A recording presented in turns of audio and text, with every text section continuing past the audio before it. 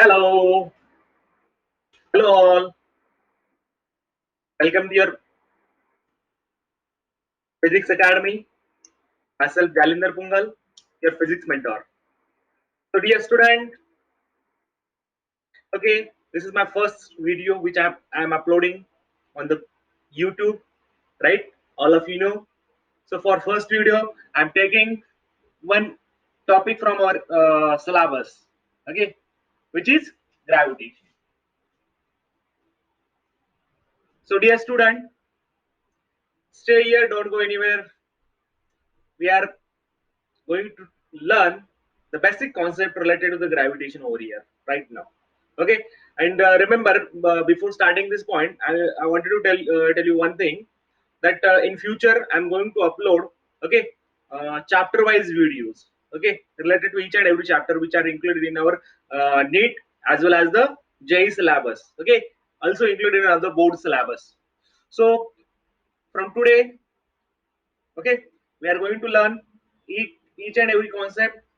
Always ask, after that, after each and every concept, we are going to learn, yes, MCQ test. Okay, I will solve the number of MCQs over here, okay, which are very important. So first of all, for that, getting any update related to my videos, you have to subscribe the channel. So subscribe the channel and click on the bell icon in the right corner, so we'll get an update related to the each and every video which I am uploading. Okay, see, I will upload it on daily basis. Okay, so remember, try to watch the videos and enhance your knowledge. So अभी हम start कर रहे हैं कौन सा topic, gravitation. तो अभी gravitation start कर रहे हैं, तो सिंपल कॉन्सेप्ट है. आपको मालूम है क्लास 10 तक थोड़ा बहुत तो मालूम होगा कि ग्रेविटेशन क्या होगा. तो फिर भी मैं एक जनरल आइडिया बता देता हूँ कि ग्रेविटेशन क्या होता है. सिंपल बात है, ग्रेविटेशन होता है any force of attraction between any two bodies. Simple, in a single sentence we can say that the gravitation is the force of attraction between any two bodies. मतलब कौन सी भी दो बॉडीज के बीच में जो फोर्स ऑफ अट्रैक्शन उसे हम क्या बोलते हैं, ग्रेविटेशन. Clear, right? मतलब कौन सी भी दो बॉडी, सिंपल बात है, ये कैप है, ये पेन है, इन दोनों के बीच में भी कौन सा है, फोर्स ऑफ अट्रैक्शन एग्जिस्टेंस में है. इनके बीच में भी क्या है, ग्रेविटेशनल फोर्स एग्जिस्टेंस में है, बट उसकी मैग्नीट्यूड क्या है, कम है. इसी वजह से हमें वो दिखाई नहीं दे रहा, राइट? दिखाई मतलब एक्सपीरियंस नहीं कर पा रहे, right? Still how can learn the gravitation. So remember, अगर हम बात करेंगे ग्रेविटेशनल फोर्स या ग्रेविटेशन के बारे में, तो डे टू डे लाइफ में हम ग्रेविटेशन कहाँ कहाँ पे देखते हैं. तो जनरल हमें मालूम है कि आप लोगों ने लर्न किया होगा टिल क्लास 10 या फिर 11, आपने लर्न किया होगा कि earth revolves around the sun, right? Earth revolving around the sun. Okay, it is due to the gravitational force or gravitational interaction between Earth and Sun. Also, moons revolves around the sun. Sorry, moons revolves around the Earth. It is also due to the gravitational interaction or gravitational force. So they are having gravitational force in between them. Also, we feel our weight. Any body, any object feels weight. Means we can feel our weight. Okay, so weight of body is nothing but the gravitational force acting on that body. Okay, then after that, one other thing, when what happens when we throw up any body object up in upward direction from Earth, then what happens, okay, it comes down. It is due to the gravitational force because Earth is attracting that object.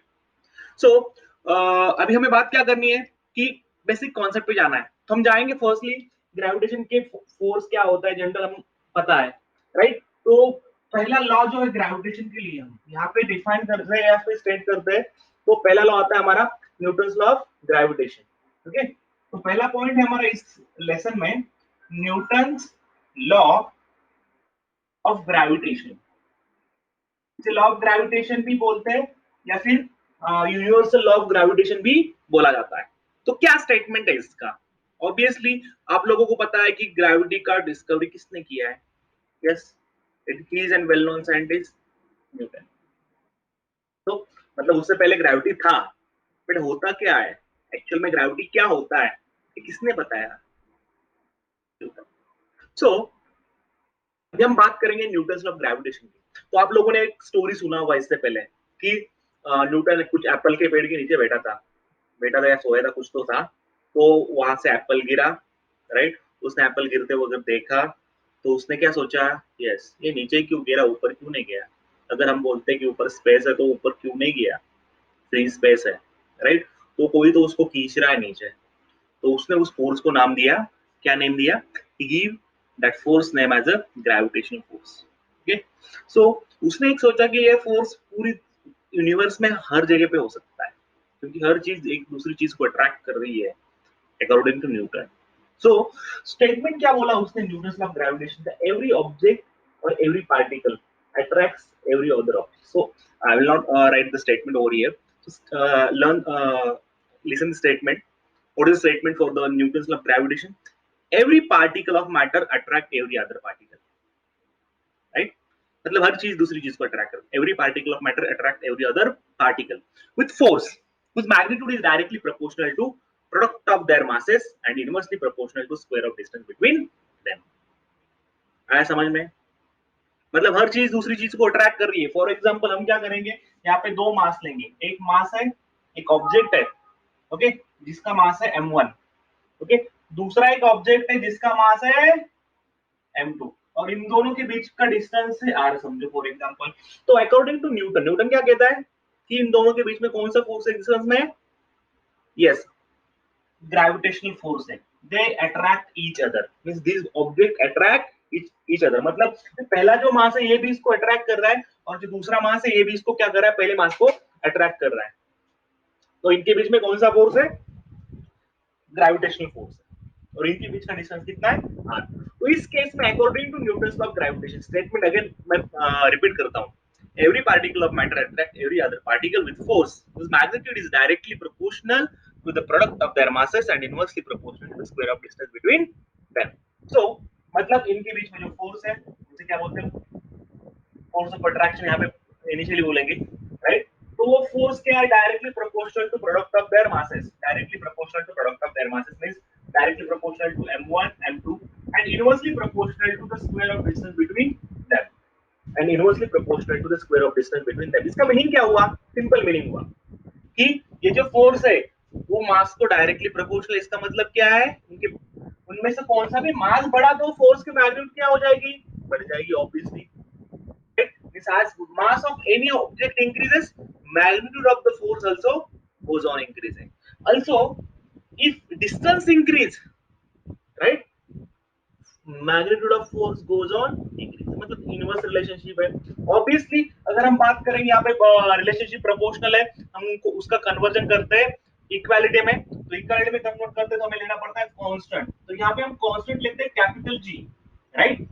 तो formula हमारा हो जाएगा F equals to G m1 m2 upon r square, right. तो हमारा formula क्या हो जाएगा, F is equals to G m1 m2 upon r square. यहाँ पे जो G कांस्टेंट है, ओके, प्रोपोर्शनलिटी कांस्टेंट, उसे बोलते हैं हम यूनिवर्सल ग्रेविटेशनल कांस्टेंट।